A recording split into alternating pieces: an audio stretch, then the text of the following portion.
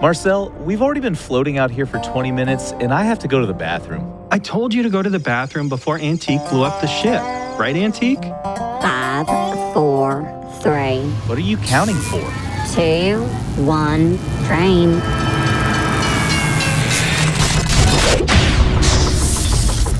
How did you do that? Guys, I don't think I need to go to the bathroom anymore. Isn't it obvious? The shockwave I created from the ship's detonation propelled us directly into the path of the space rail line. You can thank me later. Antique, you're a genius.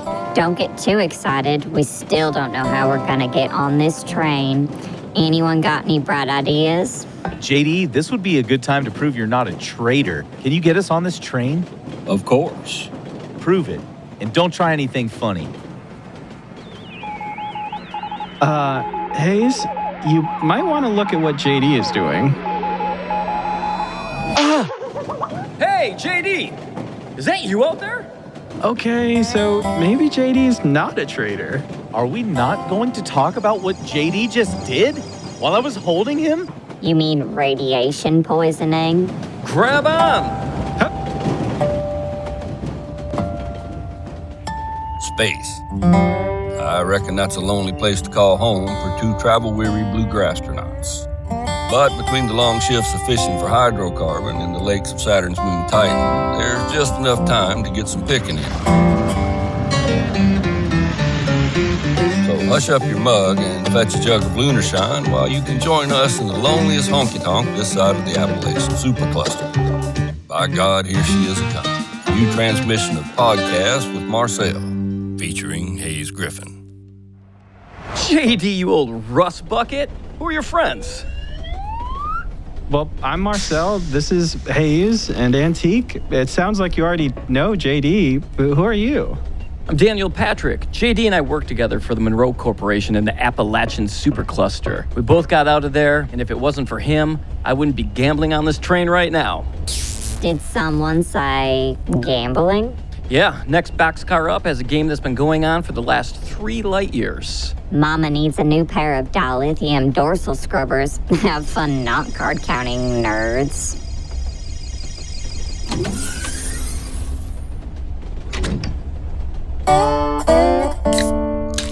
So, what's it like being a bot hobo or whatever?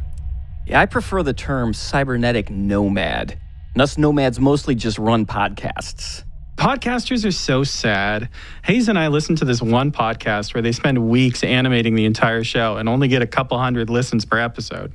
We cybernetic nomads hate overproduced podcasts as well. Our ways preach simplicity and conversations with an organic flow. Did I mention I have an album coming out? That's crazy, man. Tell us about the album. What is it? Who's on it? What's going on? Yeah, well, a new album out called Around the Clock, and it's with 11 of my favorite mandolin players, Sam Bush, Ronnie McCurry, Sharon Gilchrist, Tim O'Brien, Jared Walker, Harry Clark, Mary Meyer, Jake Jolliffe, Mike Gugino, Matt Flinner, and Joe K. Walsh. I think that's the first time I've ever asked someone about an album and they've not left out any names. Most people are like, and then lots of other people. I can't think of them all. They're all so cool. It's like there aren't any to leave off, too. I'd feel terrible. Leave off like Sam Bush and Ronnie and Tim. Yeah, I got Harry Clark and a bunch of other people. I'd leave off Harry Clark if it was anyone. He can take it. Yeah, it's all non-bluegrass covers as well. And the theory behind that whole thing was a lot of times when I ask people on the podcast who their influences are, I kind of like to know what they listen to that's out of the bluegrass genre. We all listened to Bill Monroe, and that was it. We'd all sound pretty close to Bill Monroe. But, Sam and Ronnie probably listen to more Bill Monroe than anybody we know, and they don't sound anything alike, and it's because they have completely different influences, too, outside of that. And for instance, Sam and the Allman Brothers and Ronnie with the Grateful Dead. So I picked an Allman Brothers tune for Sam and then a Jerry Garcia tune with Ronnie. So wait, take me back for a second, because at the beginning of that you mentioned that you have a podcast. Yeah. Tell the people listening to this podcast what your podcast Definitely. is. Yeah. I started a podcast. It was 5 years ago, August 7th this year. And basically it's called Mandolins and Beer. And I just interview mainly mandolin players. Like I have other people on as long as it's kind of mandolin adjacent and it has something that, mandolin players would want to listen to. And really the biggest concept about it was once I realized it was starting to get popular, that I would be able to have people back on. Because there's, aside from like the Mandolin Cafe, there's not really a place for all these mandolin players to advertise anything. And so I was like, well, this would be great because like the first episode somebody's on, we get to know them and go back into their backstory a bit. And then going forward, they could just come on, whenever they have something new to promote, and we can just really talk about that project and what they've been up to and things like that. So it's worked out really, really well. And, it's cool to get so many repeat guests and to get, texts or emails from people who have something that they want to promote and that they feel like it's worth actually coming on the podcast to do so. So as a cybernetic nomad, obviously the podcast is successful. So why the album? Well, yeah.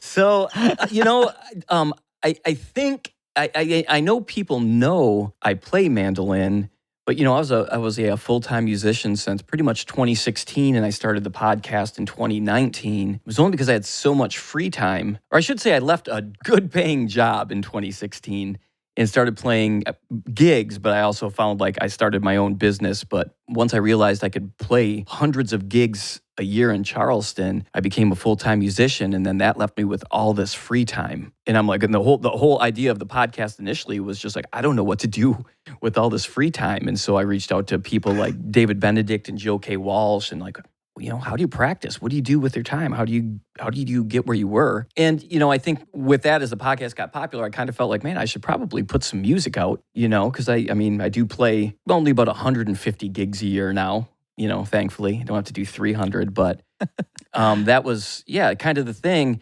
And then I thought I would just throw myself in the deep end and be like, well, you know what? Why not do it with the best mandolin players in the world and really challenge myself to do it? And, nobody's going to confuse any of my solos with any of these solos that are on the album, I'm sure, but that wasn't really the point of it. The point of it really is just like people are nervous to play in front of other people or to play in jams. And I'm like, well, shoot, anybody can do it. Go to a jam, play in front of people, get over that nervous energy, and I did that myself by booking studio time with some of the best mandolin players ever and, forcing myself to really buckle down and work on these tunes. And the other thing I should note too is a majority of this album is all live. All of my parts are live. That was one thing is I didn't want to do it where I recorded at home, they recorded somewhere, we mashed it together. I wanted to do it in person. And unless they wanted to do otherwise, I was doing everything live. I didn't want to do any punches if I didn't have to. I was pretty proud of that. And a majority of it is live too, but there were certain things where like if Sam Bush didn't want to sing his parts while playing, Sam Bush can do whatever the heck he wants. Yeah. You just threw all the famous players under the bus too. You're like, well, everything I did was live. I should Other guys, who knows? Well, yeah. Everybody else is, they're mostly it was just vocal parts that would have been flown in, or that what they would have done. Everything else, like the playing and all that stuff, was definitely all live. It was mostly just the vocal stuff that some people didn't feel comfortable. That's just not how the way they've been doing it their entire lives, I think. When I decided to do this, I booked 4 players in one day, which in hindsight is a terrible idea. I didn't realize like how stressful and how tedious it was going to be. But the first session was Tim O'Brien, Jared Walker, Harry Clark, Mary Meyer, and I'm like, I'm just starting with Tim O'Brien. Like, this is either going to be like, I'll just pay everybody else and go home and not record if it's a total nightmare. And but at that point, I wanted it all to be live, and so it was 8 takes in a row of that first song because Tim wrote an intro to the song on the spot. He came up with his entire mandolin parts on the spot. And then even the solos, he was like, you know what, let's instead of playing solos, let's just dance around the notes of the chords. And so he was just trying to get comfortable. And, I was just like, heck yeah, but I had to sing it 8 times in a row perfect. So when he got it, it was like, yeah. I was just like, I didn't want to goof up and then be like, wow, man, now I got to make Tim do it again. So then my voice was already starting to feel like a little sore. And I'm like, oh man, I still have 3 more tunes to go. And Thank God, Mary Meyer. I think we knocked ours out in pretty much one take, and that was the last track of that session. And my ears were so dead, like I didn't even know what to say. I'm just like, how does this sound to you guys? Like, I can't function as far as a listener any longer. If you guys say it's good, I'm good with it. Especially when it's like your project, like you're kind of behind the wheel. And so you feel like you're on just nonstop over and over again. And you're like, what am I hearing? Yeah, yeah. I mean, I was just like, my ears were dead. And, Mark Howard, that he did the first 4 sessions, and he, I'm not sure if you're familiar with him or not, but he played a lot with like John Hartford. His studio is the Tractor Shed, and that's where they did the, well, I'm not sure if they did it there, but I know he played guitar on that Sturgill Simpson Cutting Grass album. Oh. So he played on all of that as well. And when I first got there, he was like, all right, so this is just 2 mandolins and vocals. And I'm like, wow, I guess I never said it out loud. I'm like, oh no, this could be a nightmare. And then by the time Jared and I did Hey Bulldog, and we got done with that, and he was switching mics around, and he was just like, I got to tell you, I wasn't sure what to think. He's like, but this is pretty awesome. I was just like, whoo, this is going to work. But, for about an hour and a half, I was just like, oh no, this is a terrible idea. Way to not get inside your head, right? Yeah. Like that. And he's just so nice too. He didn't say it mean. It was just, he was just kind of like,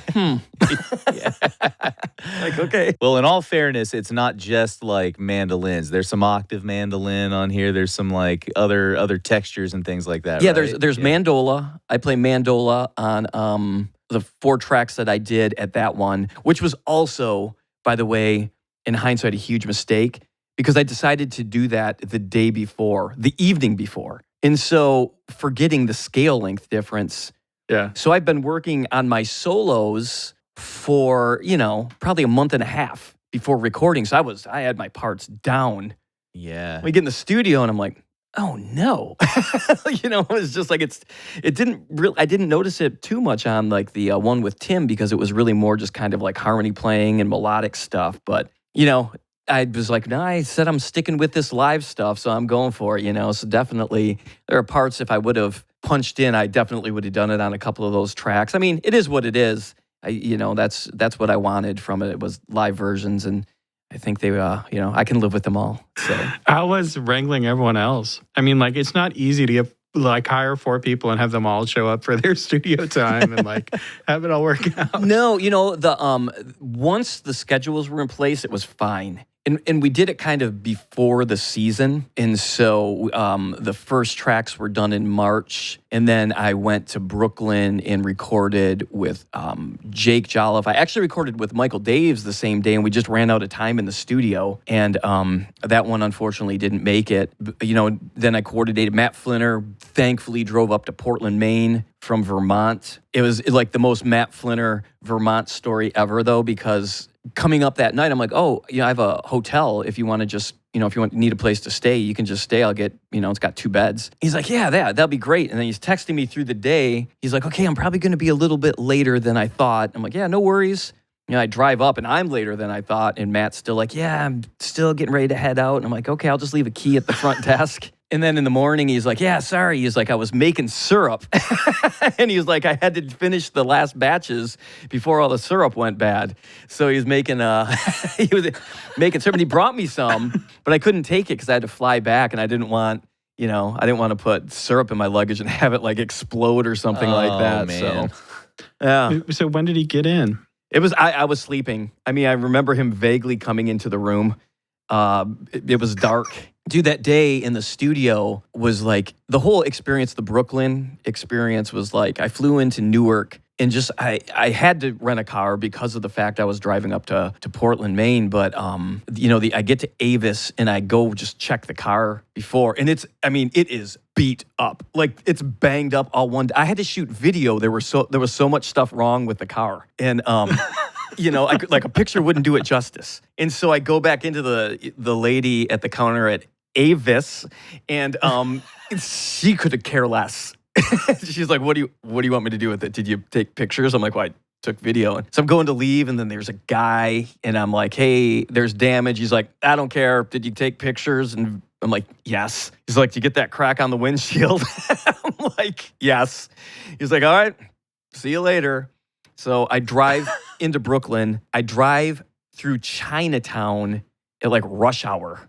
And I've never seen, Charleston, South Carolina is notorious for bad traffic. I've never seen anything like this. Like driving, through Chinatown, and like a dude literally kicked my bumper. He was on a moped, and I couldn't go straight because there was like a garbage truck trying to make a left. So he was blocking my route. And this guy, I don't know how he couldn't see the garbage truck, but he's honking his little horn. I just hear him kicking the bumper of this car. I'm like, what's going on, man? So then, the next day I pick up Jake. We drive there. Jake doesn't drive. He lives in New York. So we're trying to find parking anywhere near the studio. We probably find a thing that's like maybe 3/4 of a mile away on the street. And I'm just like, is this like legal parking? I don't know. And Jake's like, yeah, I don't drive, so I really have no idea. I'm like, all right, well, park. We record, then we get done, and all I'm thinking at this point is I want to beat rush hour to get up to Portland, Maine. Then I can't find where I parked. I have no idea where the rental car is. I barely remember. I've only had it a day, so I barely remember like what the car looks like. I'm wandering Good around. thing you took those videos. You have videos of what the car looks like. Exactly. I was in a panic, man. I was walking around for probably 20 minutes, like 90 degrees, carrying all my stuff. Pressing the panic button, trying to hear the car. I finally find it. I'm like, okay, it's 4:00. I can beat rush hour. No way. Traffic was so backed up. I get on whatever expressway or highway it is, and I remember seeing a sign that said I had 1 mile to merge, and I'm in the third lane over. And I don't know about, if you've driven with New York City drivers, but I don't think they care about anybody's feelings or if they have to get over or not. And so nobody would let me over. And it took over 20 minutes to get to that exit just because traffic was so bad. And I literally, it was such a dead stop, I went into my bag and took like a Xanax. I was so stressed out. No joke. A drivable amount, but and prescribed. But yeah, I was it was so bad, man. And the whole drive was like that. Like that didn't even help me. Like it was just nonstop going through all these little states. And the best part is the rental car, I return it to Avis in Vermont, where I'm flying out of. I return it to another desk. Well, it's one of those ones where you just drop it off and you drop the keys in the drop box and leave it. I'm like, great, this car's got all this damage. They're just going to think I did it. The guy who, usually if you have a rental, they give you, you write it on the thing. The guy didn't give me that. So I'm like, I've got these pictures and no one to show them to. So I go in and there's like a crypt keeper and then like a 17-year-old working at the counter. And so I go up, I'm like, hey, I just returned this car. Here's the pictures. Here's the video. I just want you to know. And they're like, yep, all right. You got all that notated? I'm like, yes. So then my flight gets canceled. I have to find a hotel. I get a hotel. It's a nightmare. Go back the next day, see the kid. The crypt keeper is not there. I see the kid. I'm like, hey, I returned that car yesterday. Did you check it in? Is everything cool? And he's like, oh, yeah. He does not know who I am or remember me for sure. Flight gets canceled again. Have to find another hotel. Get another hotel. Go back again the next day. See the crypt keeper guy. I'm like, hey, by the way, I returned that. I stopped by. I told you about this. I showed you the things. And he's just like, yeah, it's fine. I'm like, okay, cool. Cut to 4 weeks later, I get a $1,500 bill from Avis for damage on the vehicle. Yeah. And so then you have to call the number, and they just transferred me. They were transferring me to this. At one point, the guy's like, this is the Avis lot in Phoenix. I don't know why you're talking to me. I'm like, I don't know why I'm talking to you. And so finally, every location that you call is just the crypt keeper again. Yeah. They know it's me. They're just like, watch this. They're just passing me back and forth to each other. And finally, it got worked out. But man, that car rental, it was a bit of a nightmare. One time I was stuck in traffic out on other Portland, Oregon. It was just standstill on I-5, and we were we were like 100 feet from our exit. We could like see it. And we were just sitting there for like 30 minutes, you know, just insane. And I had to pee so bad. I just got out of the car. I walked through all the lanes of traffic. And I like got behind a semi and I like peed on the side of the road. I walked back. Oh, that's classic. What are you gonna do? Yeah, there's nothing. No, I mean, I got flipped off by more people in than I've probably ever been flipped off in my life. You know, on that drive because they just, you know, at some point you just have to merge. Nobody's letting you in, so you just got to wait for the slowest potential car coming and just roll the dice that you can make Push it over, in. or Yeah, at least just cut like- your way in so they don't hit you. And you look for like nicer vehicles so that they won't hit you. Yeah. Well, the good news is that if you did get hit, there was already so much damage on the rental car. Yeah, exactly. Undetectable. Exactly. Yeah, I wonder if I still have the video. It was uncanny how much damage. And it turns out, I didn't know this, but after all of this, and apparently it's illegal to rent a rental car with a cracked windshield on the driver's side because of the hazard. So Yeah. What you're saying is that the album was a pleasure, easygoing. Production was fine. travel was easy going. You know, what's weird is too is like it started in 2023, and then I got a super bad concussion in May of that year, where like I was out of commission for like 30 days. Like I couldn't play gigs, I couldn't drive, I couldn't mix pie, I couldn't even look at like a computer screen to try and edit podcasts or anything like that. But it worked out because Sam wasn't one of the initial people scheduled to do it. And it just so happened I saw him at a festival that I emceed and was talking to him for like an hour and a half after he played with my wife. And I was emailing his manager is the same as Ronnie McCurry's manager. And so I was trying to reschedule stuff and email him about Ronnie. And he's like, wow, it's so weird you would email me today. I was just at Sam's house this weekend and we were just talking about you. And Sam's interested in doing your project if you'd have him. And I'm like, what? That's awesome. Well, I guess. Let me look at the list. Yeah, I think we're already pretty full up. I don't know. I was only planning on 10 tracks, so. Yeah. So your football career was ruined by the concussion, but luckily you got Yes. Sam Bush on the album. Exactly. So it worked out. You know, I mean, I'll never be able to punt in a professional NFL game again, but, you know, I do have this.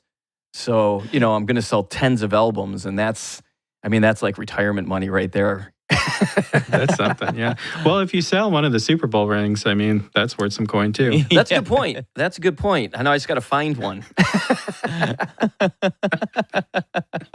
I saw a quote with John Mayer one time, and, you know, he was talking about like how many people follow him on Instagram. And he's like, if each one of them just bought one copy of an album every 2 years that he puts it out, just spent $15, that would be so crazy for him, like a crazy amount of money. And it's, you know, similar, I guess, in a way of like when I have people on the podcast, you know, and they have a few thousand followers or 10,000 or whatever. It's the same sort of thing, you know. It's like, I really feel for all these younger artists out there. Like, you know, back in the heyday, you know, like bands could make a really, you know, a decent enough amount of money to where they didn't have to go out and grind it out for 3 weeks. Or if they did, they would sell enough CDs or, you know, at the time to, you know, to make it worth their money. But, you know, I really just did this for the fact of like, I wanted to be able to do that. Like, I'm sure, you know, it's definitely not going to recoup itself, but whatever. I mean, I'm just so proud of it. It was such an experience. Everyone that I know that's put out an album in like the last 10 years has a box full of copies of that album. I have a box full of copies of my album. Hayes, you got a box. Same. Hayes has a box. You know, that's just how it is. Although what you're saying, like, I think what's saddest about like the kids going out there and like trying to do it is when I hear these kids talk like it's 1970, when they're like, oh yeah, we went through Santa Fe and there were, you know, 5 people at the gig. So when we come back next year, there's going to be 10 people at the gig. And then the year after that, there's going to be 20 people. And it's like, no, I'm sorry. That's just not how it works anymore. Like that's not how your shows are going to like be super successful. Like, I don't know. I mean, maybe because all 3 of us are in this bucket, it feels more true to us, but I feel like build your social media following and then go on tour way later, because then you have fans all over the country built in already. Exactly. And that's, I had the guy from Shadowgrass on. They're a great young bluegrass band, and they just kind of had like a TikTok video go crazy viral for them. That's the other thing. These young bands, they're smart, man. The savvy ones that are good with social media, like I am terrible with, so I should be so good at social media with what I do. And I'm terrible at it. You know what I mean? It's just like people that are savvy at it are, they're the ones who are doing really, really well, and that I think are going to continue to find a way, and that's the best way for them to do it. But it's going to be really interesting to see, like 10 years from now, like who decides to go into the music industry, because it's, it's tough now. It was tough 5 years ago. It's tougher now than 5 years ago. It's just probably going to be. Yeah, technology has changed the game. It's tough. But at the same time, technology has also kept a lot of musicians working, recording tracks for people. So there is a part of technology that really is awesome, like the ability to do Zoom lessons and to make income as a teacher with students from all around the world. That's incredible, and the fact that, people can still there's people who still do live streams every week, and are able to generate some sort of income, and that's awesome too. So there are some pretty cool ways, with technology. I mean, I wouldn't have a podcast if it wasn't for technology. You know what I mean? True. So, I don't want to be all like, oh, technology, If we didn't have technology, Hayes wouldn't be able to mooch off of my YouTube channel. Exactly. Come on, dude. Yeah, so it's tough, man. So I really admire seeing the bands that are out there really, really working it. I just had the Mountain Grass Unit guys on, and they just got selected to be Love them. Oh, me too. They're so great. And they got selected by Billy Strings to be on that Renewal Festival, and cool. I think that's amazing. And obviously what Billy Strings is doing is just like Billy Strings is an anomaly just in the fact that he's a bluegrass guy in arenas, but in the fact that he's just super talented. I mean, he's like Stevie Ray Vaughan kind of, like that sort of talent of like, holy cow, where did this guy come from? Hard work is where he came from. Yeah. Michigan is where he came That's from. right, buddy. Yeah. And, I just love the fact, too, that, like, Billy Strings, like, those guys could literally, like, they could play traditional bluegrass until you couldn't take it anymore. And that's what I really love about them, is that people who are like, oh, it's lights and, that's not bluegrass. I'm like, whatever. I'm like, he probably play you almost every Doc Watson song ever recorded. Everybody in that band could. Marcel and I have talked about this kind of stuff before too, where like there are these events or people or whatever that happen every so often, when the genre is like reignited, and Billy is definitely like that kind of avant-garde force, I think, of the current generation, so who knows what the fallout will be from that in a positive way, what I mean? Yeah. Like yeah, historically there's trenches in between, right? You get your Will the Circle Be Unbroken record, you get like Oh Brother Where Art Thou, you get these things that happen, and in between it can be a little bit of a dead spot. I wish Billy a very long, healthy career. Me too. Keep it going. Anything, if like, speaking of those trenches, if anything, I think the one thing, especially bands that are really influenced by Billy Strings, bluegrass is more than buying a Martin and, growing dreadlocks and having cool lights behind you. You know what I mean? Like, it's awesome to be influenced by Billy Strings, but the reason why Billy Strings resonates with so many different people is because everybody in that band has studied all these styles that they're playing and smashing together. They've studied these styles for years. They didn't just buy a light rig and go on tour, and that, if any younger musicians are out there and want to become that, the biggest thing is man, go back and at least learn like some of the roots of this traditional music, because it really is the foundation for the Billy Strings band, I think anyway. It's so interesting that you bring that up too, because, once again, when we talk about these high points, these like big collective social moments where bluegrass is cool again. We had this exact same conversation with Oh Brother Where Art Thou, where everyone was like, oh yeah, these guys are just wearing suspenders and like playing a banjo. It's like, no, you got to go back, you got to listen and like do the whole thing.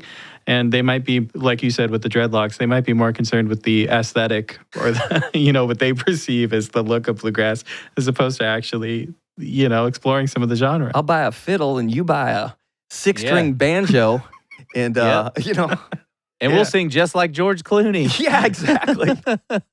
Dude, how funny is it? Dan Clooney. Yeah.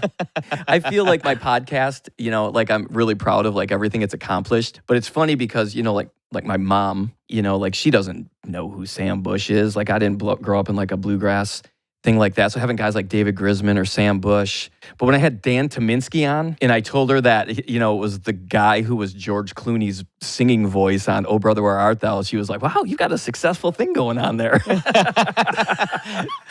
My little boy's made it. My boy's made it. He's got George Clooney's stuntman. Yeah, that's great. That's great. Meanwhile, I again, identify with that. One of the most accomplished vocalists and musicians in the history of bluegrass, and he's the voice of George Clooney. Yeah. Oh. That's a great thing. It's like you've accomplished so much in your career, and then how do you give something exciting to someone like your parents, right? It's like how do you, or just like you meet not bluegrass musicians at a party, and they're like, what do you do? And you're like, I interviewed the voice of singing George Clooney. Yeah. I have a podcast where I just interview people who aren't on screen of major motion pictures.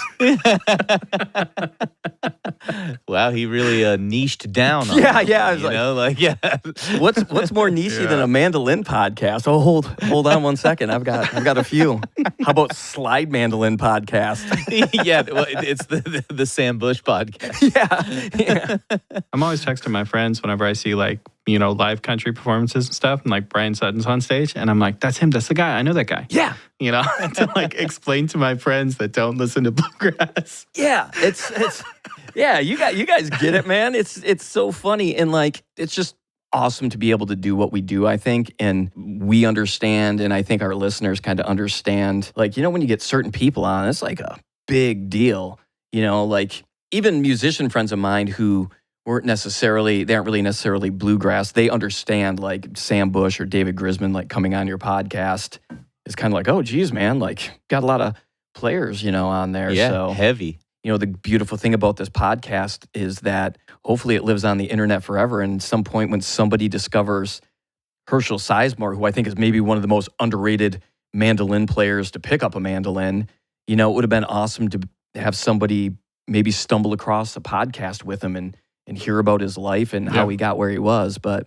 and again, it's bluegrass. I think, you said, when we were talking about Oh Brother, Where Art Thou, people mistakenly think of bluegrass as this, I don't want to say uneducated music, but I think it gets a bad rap. And, man, people don't realize that the absolute stellar musicianship that all these old guys possessed, all these classic players, I mean, it's just it's incredible.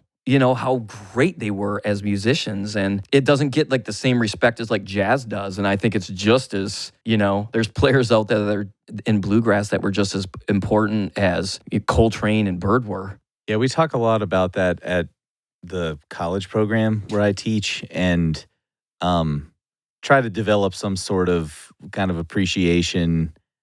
The way that I always try to explain it to my students is that Earl Scruggs and Bill Monroe, those guys were brute forcing it. You guys have ultimateguitar.com. You know what I mean? But those guys were listening to the radio, listening to 78s, and just trying. Well, and they you also, know what I mean? Yeah, it's funny. I love when I interview people that are in that weird middle age pre-internet, and guys like Alan Bybee who, had to learn it off vinyl, and would slow vinyl down or, and just trying to we have it so easy now, or kids have it. I mean, you can go to YouTube and find, so many solos right there and transcribed for you. It's just, there are all these jerks. They just get on and live stream and transcribe solos, just so everyone can read them. Just so everyone can and then just they do give the them away easy for work, free Marcel. on the internet. Yeah, I couldn't imagine.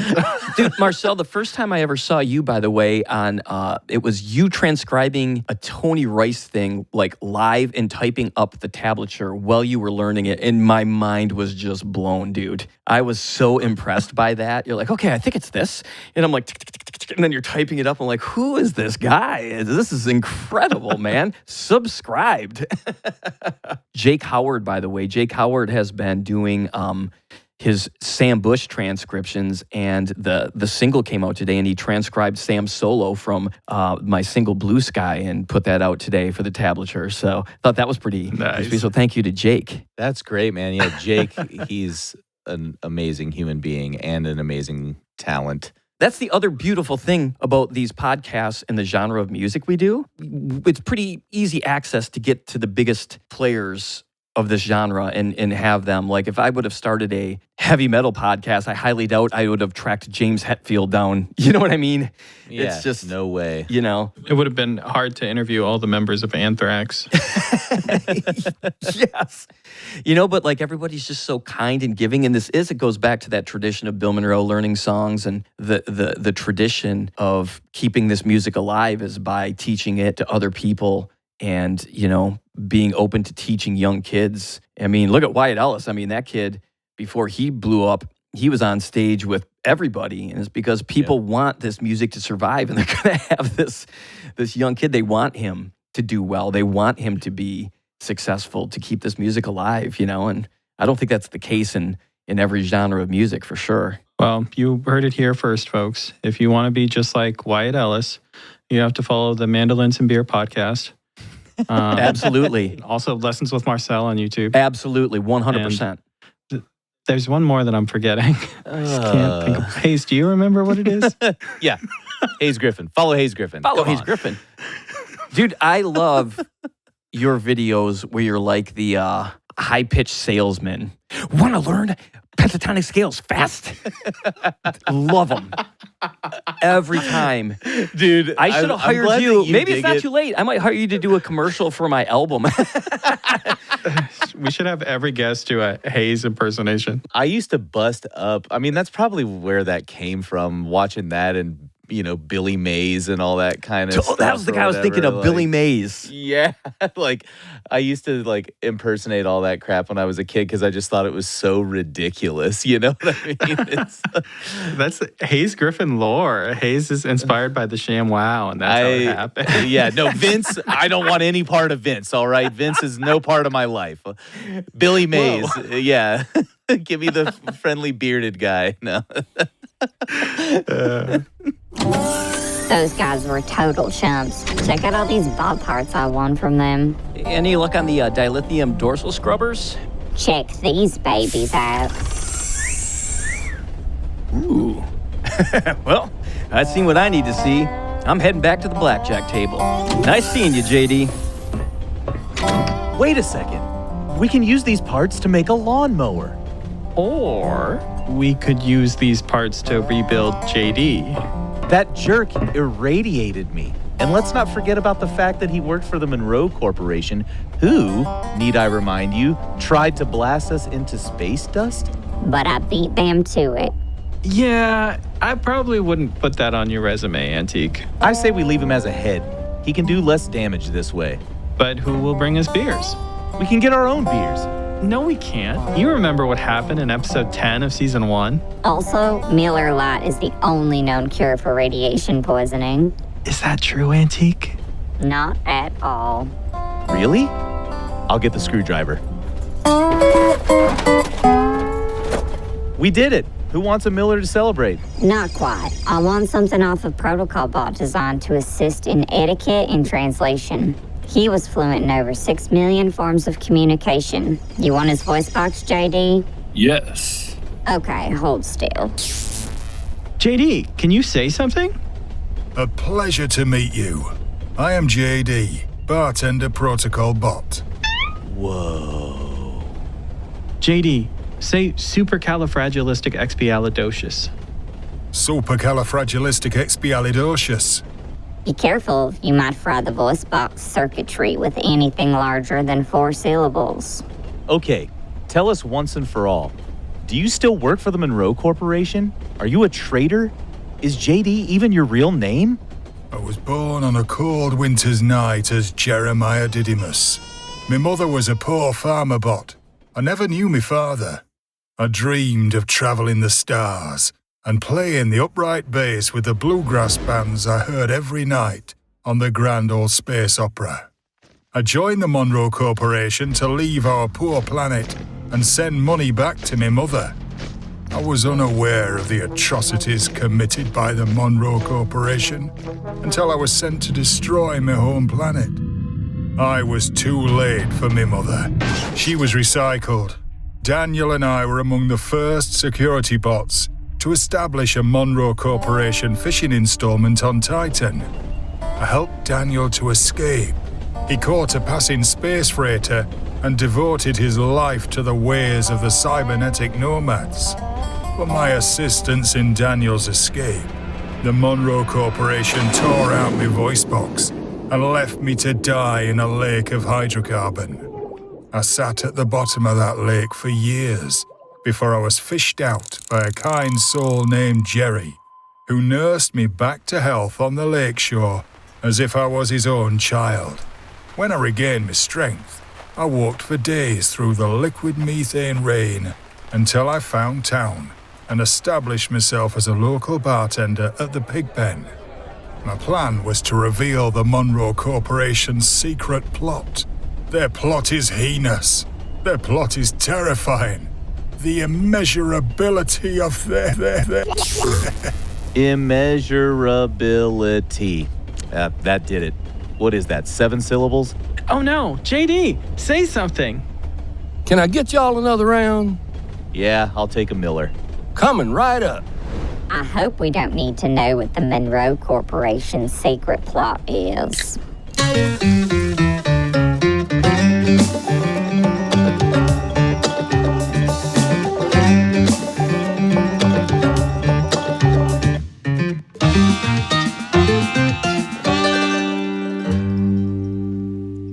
Thanks for coming out. Yeah. Thank you, Daniel. Thanks for making me a you're the robot. man. Yeah. My granddaughter's going to freak out, man.